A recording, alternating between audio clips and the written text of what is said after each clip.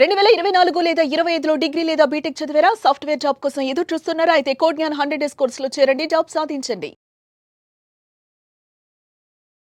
నమస్కారం అలగరి రవీంద్రనాథ్ గారు. నమస్తే అండి సిరి గారు. సార్, ఆపరేషన్ సింధూర్ భాగంగా పాకిస్తాన్‌కి మద్దతుగా నిలిచిన టర్కీ దేశం పైన మన భారతదేశం చాలా వ్యతిరేకత చూపిస్తుంది. అండ్ అందులో భాగంగానే బైకాట్ టర్కీ అనే నినాదం అయితే సోషల్ మీడియాలో చాలా వైరల్‌గా మారింది అని చెప్పొచ్చు. ఈ బైకాట్ టర్కీ అనేది ఎంతవరకు ఇంపాక్ట్ చూపిస్తుందంటారు? దాని రిజల్ట్ ఎలా ఉంటుంది సార్? మన శత్రువుకి మిత్రుడు కూడా మనకు శత్రువే. ఇది మనం ఎప్పుడో పంచతంత్ర కథల్లో కూడా చదువుకున్నాం మనం. లేకపోతే ఏమవుతుందంటే మొదటి మూలాలకే నష్టం వచ్చే అవకాశం ఉంటుంది. అసలు టర్కీ యొక్క నైసర్గిక స్వరూపం, భౌగోళిక నేపథ్యాన్ని కాస్త మనం తెలుసుకోగలిగితే అసలు ఈ టర్కీకి భారతదేశానికి ఉన్నటువంటి సంబంధాలు ఏమిటి అన్నది మనం తెలుసుకోవచ్చు. ఇప్పుడు ఎర్దోగాన్ ఏం చేశాడు? ఎర్దోగాన్ అంటే ఇప్పుడు టర్కీ యొక్క ప్రధాని ఆయన ఏం చేశాడంటే ఇప్పుడేదో రీసెంట్గా నిన్న జరిగిన ఆపరేషన్ సింధూర్లో ఆయన కేవలం మాట్లాడమే కాదు, గడిచిన 2020 కూడా అంతర్జాతీయ వేదికల మీద కశ్మీర్ విషయం ఎప్పుడెప్పుడైతే డిస్కషన్ వచ్చినా ప్రతిసారి పాకిస్తాన్కి మద్దతుగా తెలుపుతూ మాట్లాడడం కూడా జరిగింది టర్కీ యొక్క ఈ అధ్యక్షుడు, ఈ యొక్క ఎర్దోగాన్ అనేటువంటి అలా మాట్లాడడానికి గల ముఖ్య కారణం అంటే అవి యాక్చువల్గా ఎందుకు మాట్లాడుతున్నారనే విషయం మనం తెలుసుకునే ముందు టర్కీకి ఏదో ఇప్పుడు కాదు, యాక్చువల్గా టర్కీ అంటారు, తుర్కిష్ అంటారు. తుర్కిష్ నుంచి వచ్చారు కాబట్టి వీళ్ళు తురుష్కులు అంటారు. మనం సోషల్ సబ్జెక్ట్ చదువుకున్నాం. తురుష్కులు అంటే టర్కీ నుంచి వచ్చారు కాబట్టి. ఈ టర్కీ ప్రాంతం యాక్చువల్గా దీనికి ఫస్ట్ క్యాపిటల్ ఎలా ఉండేది, ఇది బైజాంటియన్ సామ్రాజ్యం కింద ఉండేది. దాని తర్వాత దీనికి కాన్స్టాంటిన్ అనే ఒక రాజు దీన్ని ఆక్రమించుకున్న తర్వాత చరిత్ర తెలుసుకోవాలి. ప్రతి ఒక్కరు తెలుసు, హిస్టరీ యొక్క మూలాలు తెలుసుకుంటేనే ముందుకెళ్తాం మనం.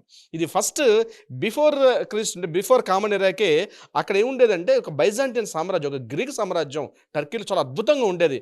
దాని తర్వాత 7th సెంచరీ బిఫోర్ నేను చెప్పేది కామన్ ఎరాకి, బిఫోర్ కామన్ ఎరాకి తర్వాత కామన్ ఎరాకి 330 ఆ టైంలో ఇక్కడ కాన్స్టాంటిన్ అని చెప్పి ఒక కింగ్ దీన్ని రూల్ చేసిన తర్వాత ఆ ఒక క్యాపిటల్ సిటీ కూడా ఏర్పాటు చేశాడు. దాన్ని కాన్స్టాంటినోపిల్ అంటారు. ఇప్పుడు ప్రెసెంట్ టర్కీ యొక్క క్యాపిటల్ అంకారా, కానీ ఇంతకుముందు ప్రీవియస్ అక్కడ ఇస్తాంబుల్ అని ఉండేది. ఈ ఇస్తాంబుల్నే కాన్స్టాంటినోపుల్ అని కూడా మనం చెప్పుకునేవాళ్ళం.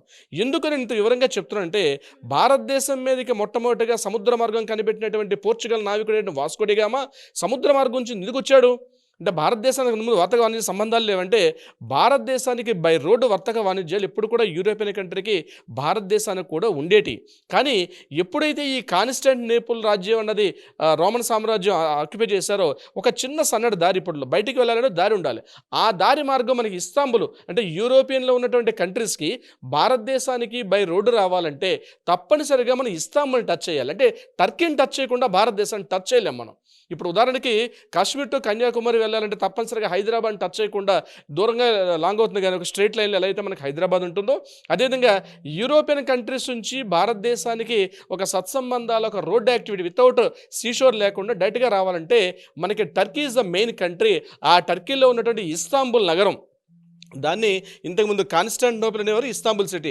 ఇప్పుడు కొన్ని రోజుల పాటు ఇస్తాంబుల్ కూడా క్యాపిటల్గా ఉండేది. ఇప్పుడు దాన్ని అంకారాగా మార్చారు. కానీ ఈ ఇస్తాంబుల్ సిటీ ఏదైతే కాన్స్టాంటినోపుల్ ఎప్పుడైతే ఆ రాజు ఎప్పుడైతే ఆక్యుపై చేసుకున్నాడో భారతదేశానికి వర్తక వాణిజ్యాలు లేవని చెప్పి అప్పుడు పోర్చుగీస్ వాళ్ళు, డచ్ వారు, బ్రిటిష్ వాళ్ళు కూడా ఈ భారతదేశానికి సముద్ర మార్గం కనుక్కుంటామని చెప్పి వాళ్ళు సముద్రం నుంచి రావడం జరిగింది.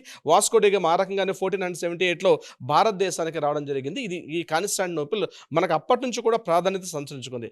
ఈ టర్కీలో ఉన్నటువంటి విషయం ఏంటంటే అక్కడ నుంచి మనకి ఎగుమతి వ్యాపారాలు జరుగుతుంటాయి. ముఖ్యంగా వాళ్ళ భారతదేశం నుంచి ఇంజనీరింగ్ ఐటమ్స్, అదేవిధంగా భారతదేశం నుంచి కొన్ని మెడికల్స్, జ్యువెలరీస్ అన్నీ కూడా భారతదేశం నుంచి వాళ్ళు దిగుమతి చేసుకుంటారు.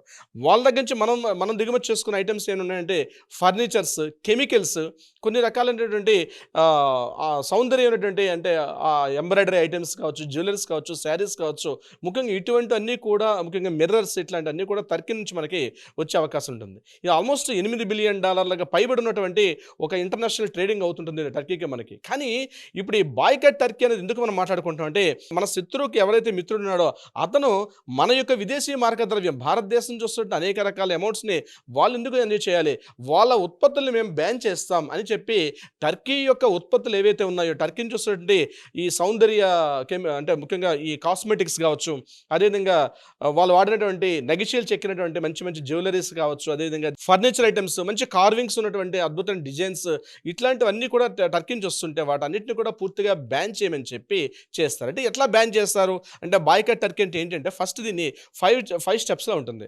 ఫస్ట్ వన్ ఏంటంటే టూరిజం ఆపేస్తారు. అంటే టర్కీకి ఉన్నటువంటి ఇస్తాంబుల్, అంకారా ఈ టౌన్స్కి ఏదైతే ఉందో ఇక టూరిజంగా భారతదేశం నుంచి కూడా ఎవరు వెళ్ళకూడదు అని చెప్పి బాయ్కాట్ చేయడం అంటే టర్కీకి వెళ్ళి రాకపోకలు ఆపుతారు. ఇది number 1.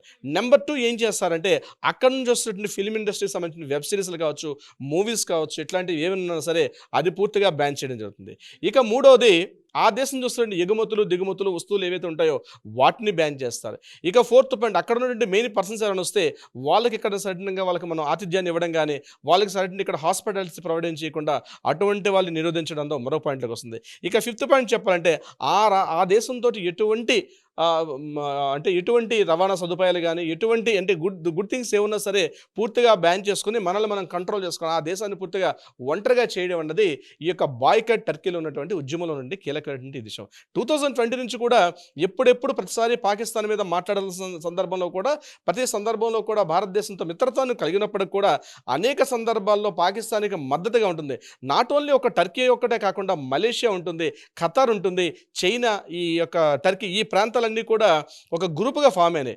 At the same time మనకు వచ్చినటువంటి China, at the same time Turkey, at the same time Malaysia, దాంతోపాటు కింద ఉన్నటువంటి ఈ ఖతార్, ఇట్లాంటి కొన్ని రకాల చాలా ముస్లిం కంట్రీస్ భారతదేశానికి సపోర్ట్ చేస్తున్నప్పటికీ కూడా ప్రత్యేకంగా ఈ టర్కీలో ఉన్నటువంటి యుద్ధగానటువంటి ఈ యొక్క ఆ ప్రెసిడెంట్ కంప్లీట్గా పాకిస్తాన్ సపోర్ట్ చేస్తూ జమ్మూ కాశ్మీర్లో POK కాశ్మీర్ ఏదైతే ఉందో దానికి అనుసంధానంగా వాళ్ళు ఏంటంటే పాకిస్తాన్కి మద్దతు తెలుపుతూ పాకిస్తాన్ ఇటు పరిస్థితుల్లో కూడా కాశ్మీర్ని స్వాధీనం చేసుకోవాలని చెప్పి కూడా మద్దతు తెలపడం జరుగుతుంది. అదేవిధంగా ఆపరేషన్ సింధూర్ విషయానికి వచ్చినట్లయితే ఈ ఆపరేషన్ సింధూర్ విషయంలో కూడా భారతదేశాన్ని సపోర్ట్ చేయకుండా పాకిస్తాన్కి పూర్తిగా మద్దతు తెలపడం, అదేవిధంగా ఆ దేశం నుంచి కొంత సైనిక సహాయకారాన్ని కూడా అంటే కొంత మిలిటరీ ఆర్మీ ఆఫీసర్స్ని కూడా పాకిస్తాన్కి సపోర్ట్గా కూడా పంపించడం జరిగింది ఆపరేషన్ సింధూర్లో భాగంగా. అంటే పక్క దేశం ఇన్ని రకాలుగా మనం ఇబ్బందులు పడుతున్నప్పుడు కూడా ఉగ్రవాద దేశంగా ప్రపంచ దేశాలు గుర్తించి పాకిస్తాన్ అనేది ఒక ఉగ్రవాద యూనివర్సిటీ, మన ప్రధానమంత్రి మోడీ గారు చెప్పినట్టుగా పాకిస్తాన్ ఉగ్రవాదుల యూనివర్సిటీగా తయారు చేసి ఈరోజు ప్రపంచవ్యాప్తంగా ఉన్నటువంటి ఒక శాంతి సామరస్యం లేకుండా అల్లకల్లోన గుర్చేస్తున్న పాకిస్తాన్కి మద్దతుగా తెలపడం సరైనది కాదు అని చెప్తూ అంతర్జాతీయ వేదికల్లో కూడా టర్కీని ఏకాకిగా చేసే ఉద్దేశంతో చాలామంది పెద్దలు ఈ యొక్క బాయ్కాట్ ఉద్యమాన్ని ప్రజల ఒక ఉద్యమంగా తీసుకెళ్తున్నారు. ఇది ఎక్కడికి దారితీస్తుంది? ఇది పూర్తిగా టర్కీతో సత్సంబంధాలను కొనసాగిస్తారా? భవిష్యత్తులో టర్కీతో పూర్తిగా అంటే ఇక ఎగుమతులు దిగుమతులు ఏవీ లేకుండా టర్కీని పూర్తిగా ఏకాకిగా చేయడం, అంతర్జాతీయ వేదికల్లో కాకుండా పూర్తిగా ట్రేడింగ్ వాణిజ్యపరంగా టర్కీని ఏకాకిగా మిగిల్చడం అనేది ఈ బాయ్కాట్ టర్కీ యొక్క మెయిన్ ముఖ్య ఉద్దేశం. అంటే వాడేటప్పుడు కానీ వాళ్ళ వస్తువులు కానీ వాళ్ళతో మాట్లాడేటప్పుడు అంటే ఇప్పుడేం కాదు, రీసెంట్గా ఇప్పుడు మన హైదరాబాద్ నిజామాబాద్ తీసుకుంటే వీళ్ళందరూ కూడా టర్కీ నుంచి వచ్చిన వాళ్ళే. వాళ్ళు పూర్తిగా ఇక్కడ భారతదేశంలో ఒక పార్ట్ ఆఫ్ అవి కలిగిపోయి ఉన్నారు. కానీ వాళ్ళకి ఈరోజు సత్సంబంధం ఉన్నాయో లేదో పక్కన పెడితే ఈరోజు నిజాం వారసు అందరూ కూడా టర్కీ నుంచి వచ్చిన వాళ్ళే.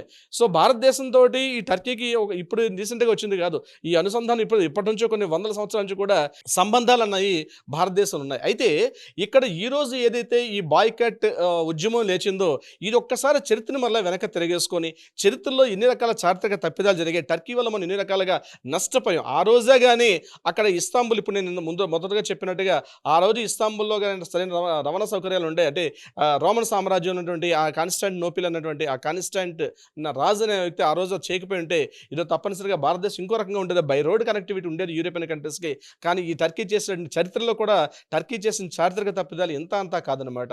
సో టర్కీ ఒకటంటే ముస్లిం కంట్రీస్కి చాలా ప్రాబల్యంగా ఉంటే ఆ ముందున్నటువంటి ఎన్నో కంట్రీస్తో పాటు టర్కీని కూడా ప్రాబల్యం ఉంటుంది. నైసర్గికంగా చాలా అద్భుతమైన దేశం. కానీ ఈరోజు మన పాకిస్తాన్కి సపోర్ట్ చేస్తూ మనకి రెండు వైపులో కూడా ఇద్దరు మన శత్రుముఖలు పెట్టుకున్నాం. ఒకవైపు చూస్తే చైనా, మరొక వైపు చూస్తే ఈ పాకిస్తాన్. ఇద్దరు ఎప్పుడైతే కలిసారంటే భారతదేశానికి ప్రమాదం.